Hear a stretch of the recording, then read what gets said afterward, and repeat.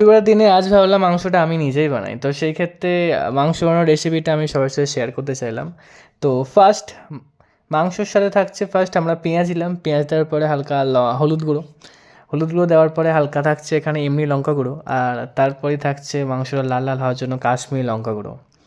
তো কাশ্মীরি লঙ্কা গুঁড়ো দেওয়ার পরই আমরা এখানে দেবো আমাদের ঘরে বানানো একরকম খুব সুন্দর একটা মশলা, যে মশলাটা মাখানোর পর মাংসটা খুব সুন্দর একটা গন্ধ বার হয় আর টেস্টটাও খুব দারুণ হয়। আর তারপরে থাকছে জিরে গুঁড়ো, যেগুলোটা মাংসর টেস্টটাকে আর একটু বাড়িয়ে দেয়। তো এরপরেই আমরা হালকা এখানে দিলাম তেজপাতা। তেজপাতা মাংসের গন্ধটাকে সুন্দর বানাতে সাহায্য করে। তেজপাতার পরে থাকছে আমাদের দারচিনি, লবঙ্গ, এইসব জিনিসপত্র, যেখানে আরও সুন্দর টেস্টটা বানাতে সাহায্য করে মাংসের ঝোলটার। তো তারপরে থাকছে হালকা তেলটা দিয়ে ভালো করে মাংসটাকে আমরা ম্যারিনেট করে নিলাম। যত ভালো করে আমরা মাখাবো তত মাংসের টেস্টটা আরও বাড়বে। তো সেই ক্ষেত্রে ভালোভাবে ম্যারিনেট করলাম, তো আমার হাতে লাগা, সেই জন্য রানি এটা মাখিয়ে দিয়েছে। তো সেই কারণেই ওই মাখাচ্ছে এটা। তো তারপরেই এবারে মাংসটা ভালোভাবে মাখানোর পরে আমরা এবারে আলুটা এদিকে ভেজে রাখা আছে।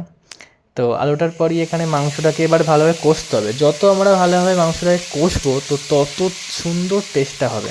কষার উপরেই আসল ব্যাপার। তো তারপরে আমাদের ঝোলের পরে আমাদের মাংস রেডি।